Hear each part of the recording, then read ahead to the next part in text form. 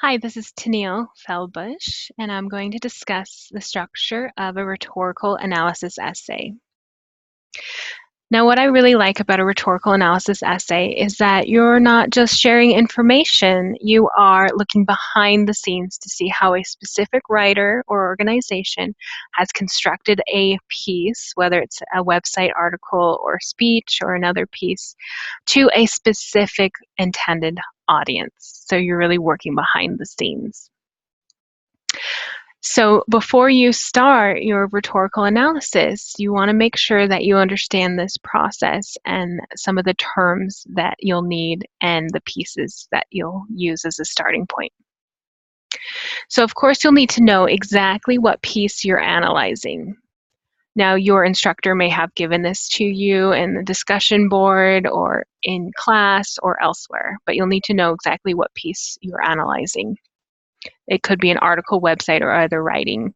In many of my classes, we analyze the CDC's or Center for Disease Control's ADHD facts page. So if you are one of my students, you may be using that as your piece.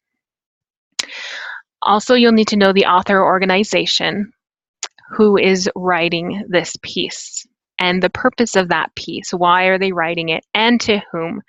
What is the intended audience?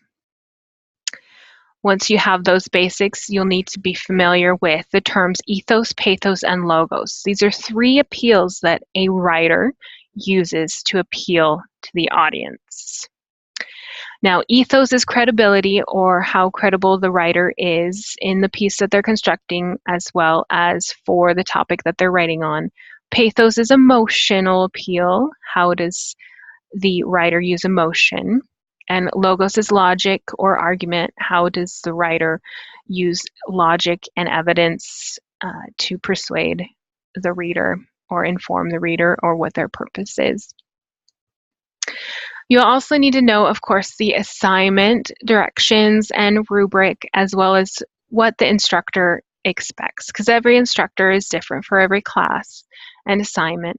So you'll need to look at any extras that your instructor has posted, maybe outlines or sample papers, maybe some discussion topics and extra responses. So definitely make sure that you know what your instructor expects.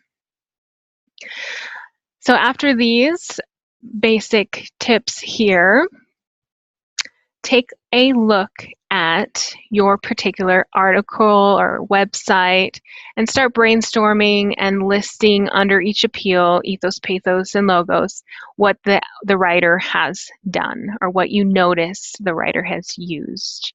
So I'm going to take a look at the CDC's facts page on ADHD in here, because that's kind of my focus example. So I'm going to switch here to the facts page, and I hope this comes up. All right, so if I was writing a rhetorical analysis on this facts page website, I would take a look at the ethos of the writer, the credibility. How do they show that they're credible on the website? And I would also notice what logos or logic or argument is on the website and what pathos or emotional appeals are on the website. You can tell that the CDC put a lot of thought into the construction of this website. There are certain titles and sections. There's different sizes and font. There are lots of resources. There's just a lot of different design methods. For instance, for pathos, you can tell that there are videos and pictures that are here. And for logos, you can tell that there are facts and pieces of evidence here. You know that the CDC is trying to convince or inform the audience. When you're taking notes and brainstorming, make sure that you look at every single piece and part of your article, journal, website, whatever is your focus for your analysis, to make sure that you have considered all the different pieces of evidence from that piece. So I can definitely tell that they have, as a CDC, put some thought into the construction of their website. They have a certain purpose for a certain audience, and they have used all three appeals. I won't give anything away, though, in case this is the piece that you're writing. You need to close read and find out for yourself what your judgment is of the website's appeals to the audience. So after you've done some brainstorming for each appeal, ethos, pathos, and logos, use your brainstorm to start outlining. You have some evidence from the website, but you'll need some evidence from outside sources as well. And you'll need to definitely use thesis and topic sentence judgments as well to form this in the essay structure. So here's a sample outline that I use for my class. You can tell from this that this is a basic 5-paragraph essay structure as applied to a rhetorical analysis. You may find in subsequent drafts that 5 paragraphs doesn't work anymore, that you need more separation, and that's fine as well. So just like in any other essay structure, you'll have an introduction. In an introduction, you can have some fun with that first piece. You want to maybe grab the reader, maybe have a quote or something that you found in your research that will hold the audience, will get them interested in your behind-the-scenes rhetorical analysis.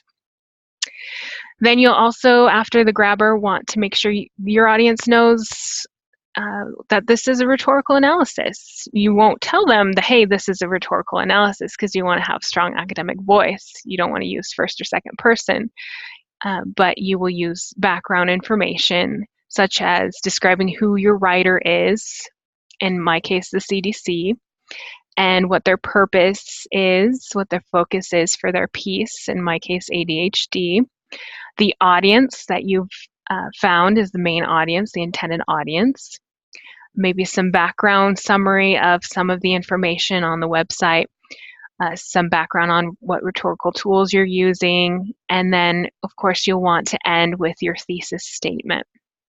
So your thesis statement is always a judgment or your opinion about the topic, in this case, how well your writer appeals to the audience using ethos, pathos, and logos. So you might want to, in your thesis, go ahead and incorporate ethos, pathos, and logos, because that will help you organize your body paragraph claims. So I would judge, if I was writing on the CDC's ADHD facts page, how well the CDC appeals to the audience through those appeals. So the body paragraphs will take apart your thesis and construct topic sentence claims on each appeal. This is one way to really organize your work, is to take one appeal as each body paragraph. So I could, in my first body paragraph, judge how well the CDC website uses ethos, or establishes the CDC's ethos, using my evidence from my brainstorm and also outside research. And we'll talk a little bit more about what you can do for outside research to back up your ideas in a little bit. Body paragraph 2 could be the judgment of the CDC or your writer's logos or logical appeal to the audience using your evidence and also outside research. Body 3 could be the judgment of the writer's use of pathos or emotion using evidence from the website and possible outside research. Conclusion, of course, is your summary and final thought. You could refer back to your thesis or topic sentences and summarize those and move forward with a final thought, maybe a reflection of the grabber or something like a prediction or something interesting like the grabber was. All right, I may come back to this so you can take a look again. Let's take a look at some research ideas, because as you notice, I have outside research in my body paragraphs as well as the evidence that you found for each appeal in your brainstorm. So let's take a look at some ideas for that.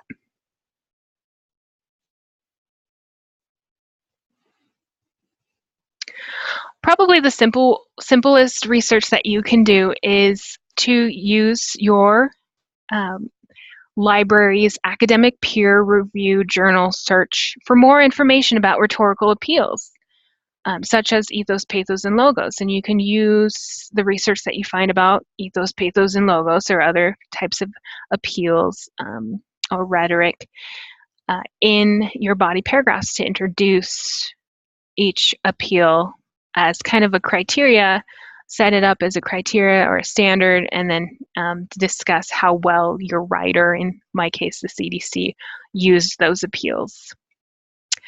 So that's probably the most straightforward way to research for this paper. You can also definitely research the writer themselves to establish their ethos. In my case, the CDC, who are they? How do they have credibility to write on the subject of ADHD? And then you can judge, well, maybe they are credible, maybe they do have authority, or maybe they don't have the authority to write on this. Another method, maybe one of the more challenging ways you could research, is to look for information or articles that have similar arguments or logic as your writer's piece, and you can compare and contrast to test the logos of the work. So you can take an idea that your website or article or writer writes about and find a similar website or a similar speech or a similar piece of writing and kind of compare and contrast their argument or their evidence to see, well, is this argument supported as well as another piece? Okay, I'm going to come back once more to the outline of the rhetorical analysis 5-paragraph essay structure. Thank you so much for listening, and I hope this gave you some ideas for your rhetorical analysis.